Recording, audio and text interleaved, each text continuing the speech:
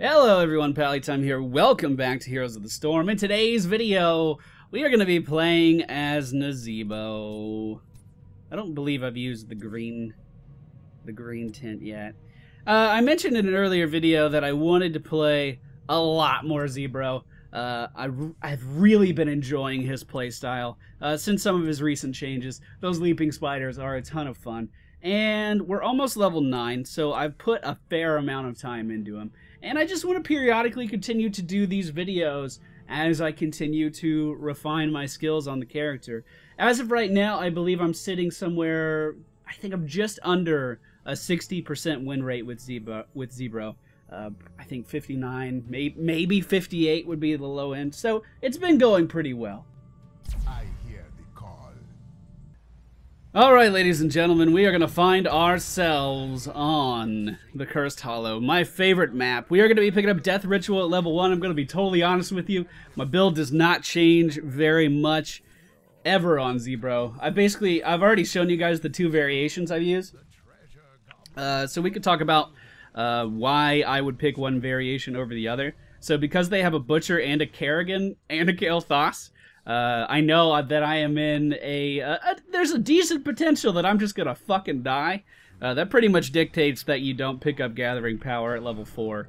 And we are gonna be going for more spiders then. Let's say hi to the friends. I have lost every game I've played today. Like, horrible losses. I didn't get any sleep last night, something like 3 hours, and I don't really know why. I woke up at 4 in the morning. And I was like, well, today's gonna suck.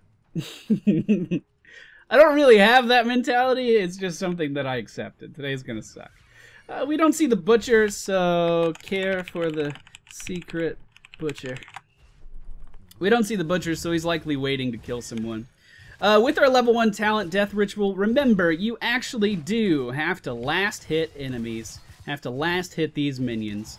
If your passive effect, if your trait is not on a minion when they die, then that simply means that you are not going to be increasing your maximum health throughout the course of the game. Which is, as you can oh, that's not good. Oh, that's not good. Thank you! Thank you, Dibbles! You did so good! Oh, let's give him a heart, the Lord of Terror! Oh. Okay, I need to be careful because I could still die at any moment. So essentially either right-clicking or hitting an ability on a minion when they die is going to be increasing my mana reserves and my health reserves throughout the course of the game.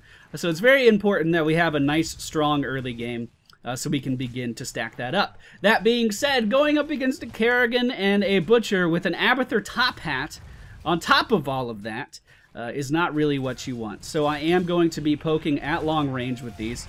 Going to use the zombie wall to try to save our Diablo friend, who is trying to trade with the Butcher when the Butcher's brand was on him. Don't fight him when the brand is on you. Alright. And back to last hitting we go. Back to last hitting we go. Fantastic. I'm probably going to forego the first tribute.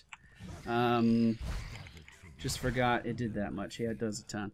Unless the tribute is right here, which of course it is. So we're in a bit of a precarious situation. We are going to be picking up Spider Cluster. And really quick, my abilities, Corpse Spiders, this is where the majority of my damage is going to be coming from. I think I just saved our Diablo player, maybe just killed him.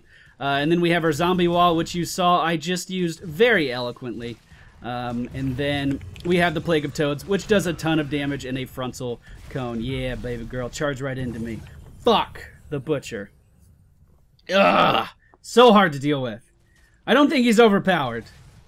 I think he is very strong in a solo queue scenario. I think in Hero League, you could easily pick a combination of heroes to completely counter the Butcher and shut him down. We don't have a support, though. And they have really everyone on their fucking team is strong. You have the Abathur with the Butcher, which is going to just take his damage through the roof with those attack speed buffs. He is missing Butcher. I'll let them know. The last thing you want is a surprise Butcher just leaping out of nowhere. Speaking of, okay, that's just Kerrigan. Just let her go. What are you doing? Okay. And wouldn't you know, a surprise butcher leaps out of nowhere and kills our Kerrigan. Oh, this is a stressful situation to be in. We do need to get this last hit stuff. The enemy team is a talent tier ahead of us, which is scary as shit. We do know the butcher was up top. So maybe we have a little bit of a window we can act in here. But we need to hurry up and act if we're going to do it. My positioning is a little bit scary, considering we know the butcher is going to be coming from above. We can get a decent zombie wall off here on the enemy Kael'thas and go ahead and burst him down really quick. Now focusing Kerrigan because she's not the butcher and we can actually probably kill her. But nope. Nope. This is it. We're dead. Maybe we can kill Kerrigan, maybe we can't. That's a problem. That is a problem. So,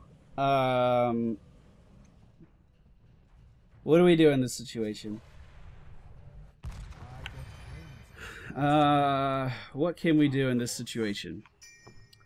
We can save our zombie wall for when the butcher is coming at us.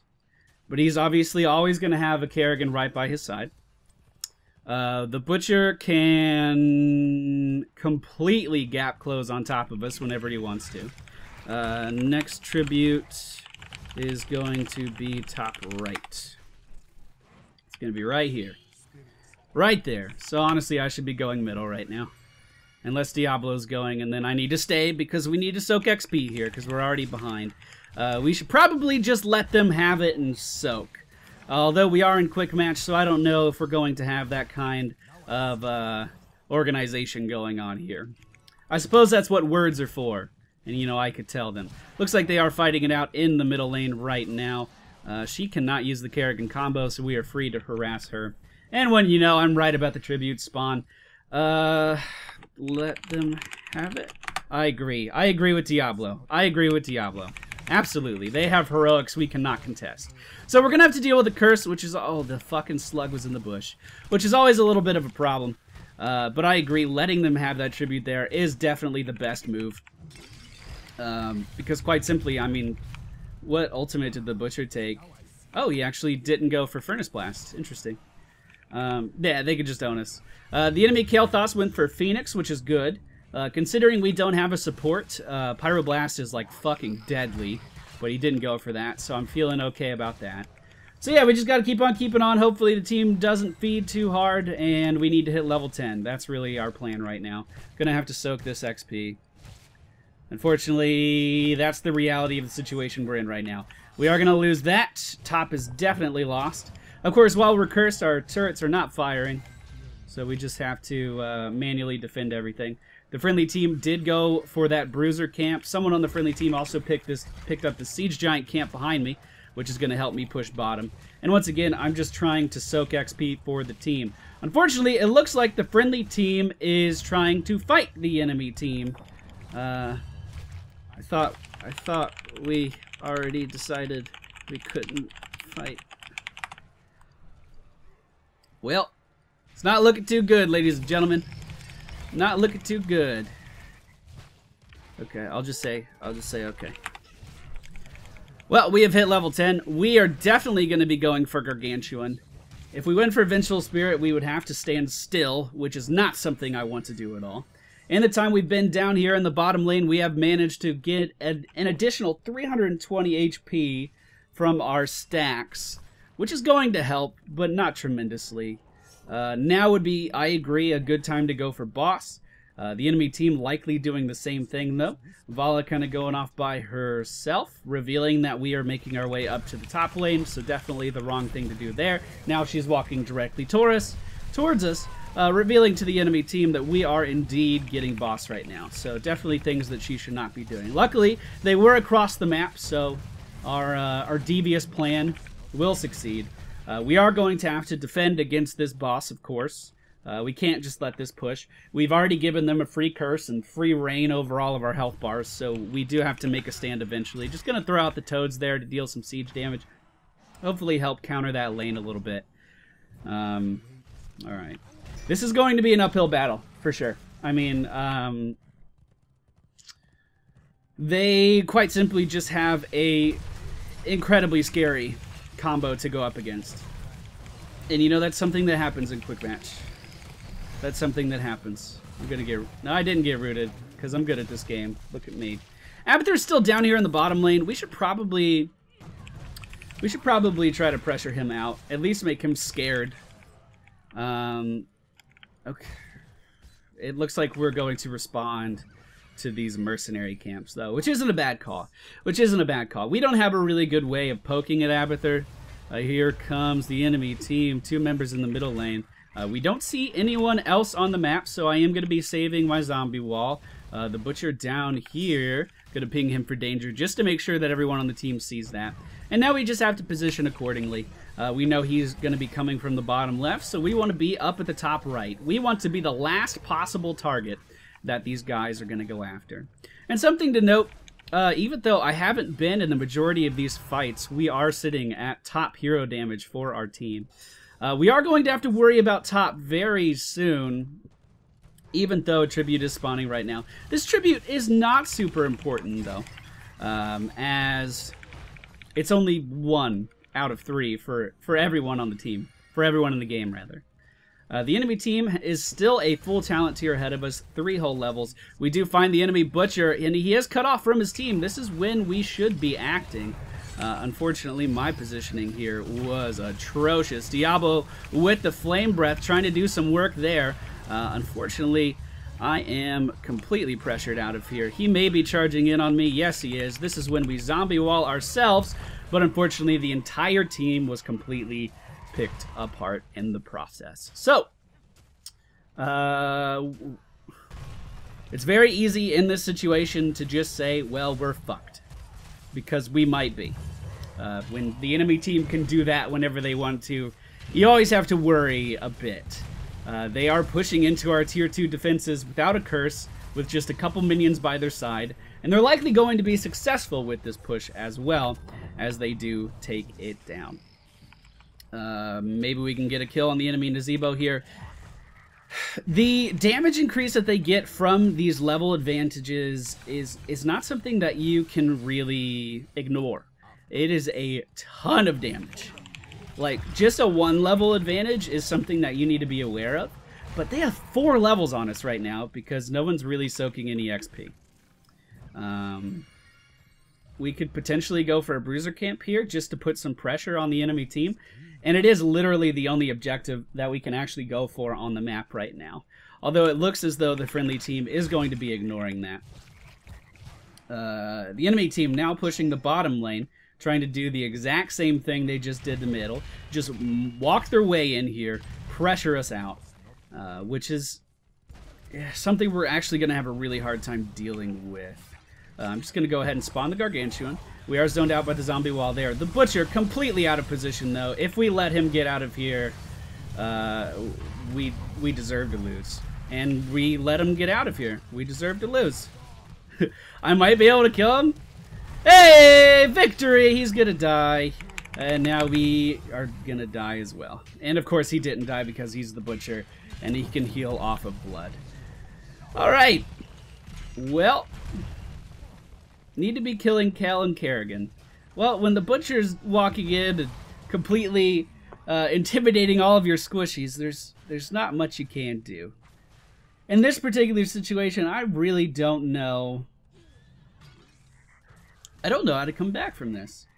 Essentially, Abathur getting the curse for the enemy team now while we're all just sitting back in our base. It looks like, unfortunately, everyone has given up. Nope, Kerrigan moving again. Diablo not moving, though. Looks like we've given up. In order to come back from this, we would basically have to catch them in a scenario where they start to get too cocky and just make terrible, terrible, terrible decisions. So, for instance, they are split right now. The Butcher was the only one up in the top lane. Granted, the Butcher can have the top hat of Abathur whenever he wants, which is really, really strong. We can assume that the rest of this team is actually going for a camp of some kind right now. They were going for this camp, presumably.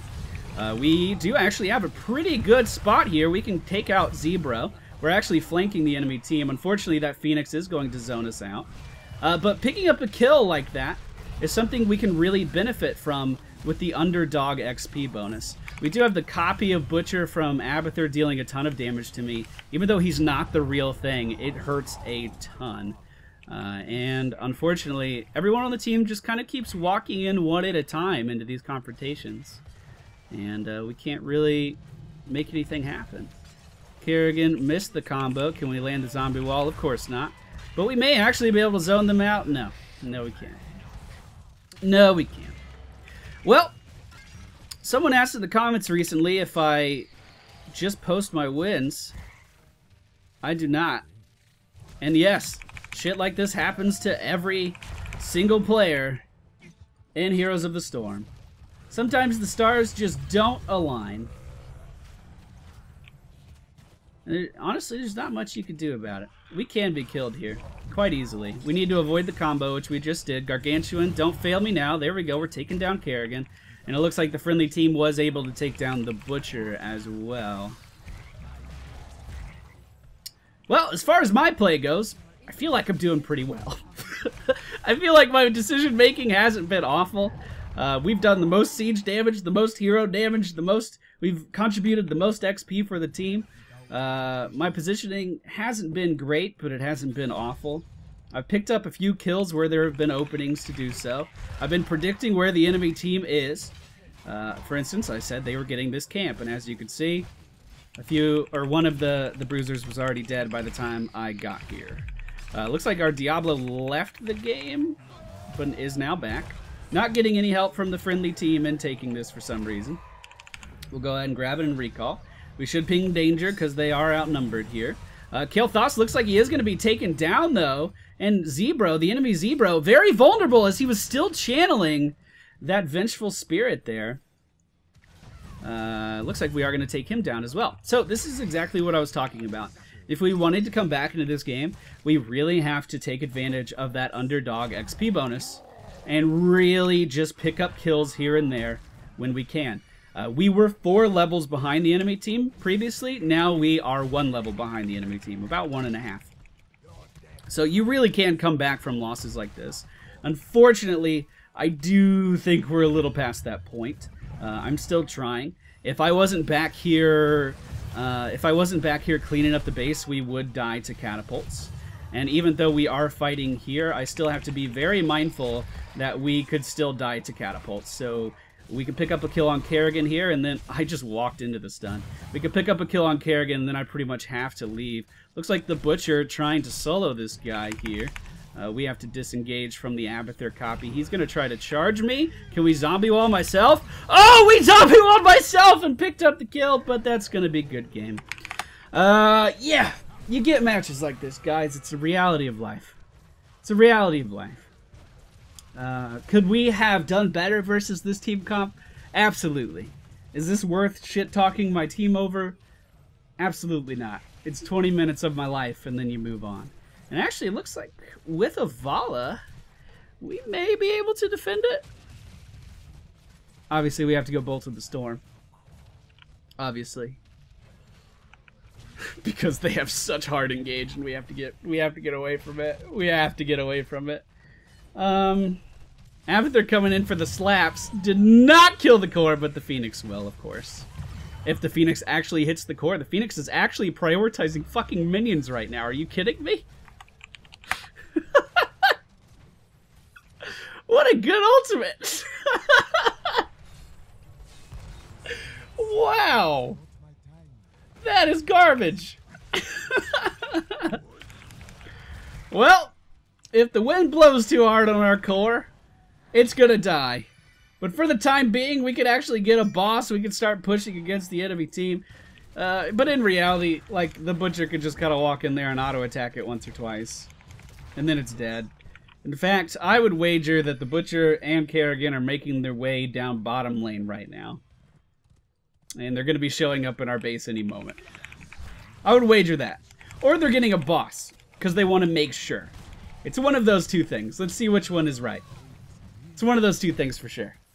Once again, another tribute has spawned.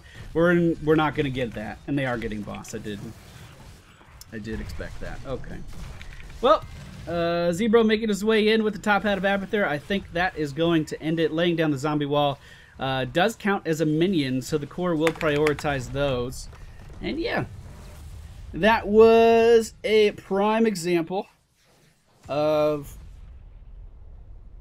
quick match composition, man. As far as my play went, I think I did as much with that as I could have. Sometimes you just get those train wreck matches, and that's okay. Thank you all for watching. I hope you enjoyed, even though it wasn't amazing. Like I said, I already really talked about my talents in the previous videos. They didn't really change much. Your talents on Zebro don't change much. It's the mechanics that you have to get better at. But if we look at the stats, I feel like I contributed just about as much as I could have under the circumstances. Okay, bye!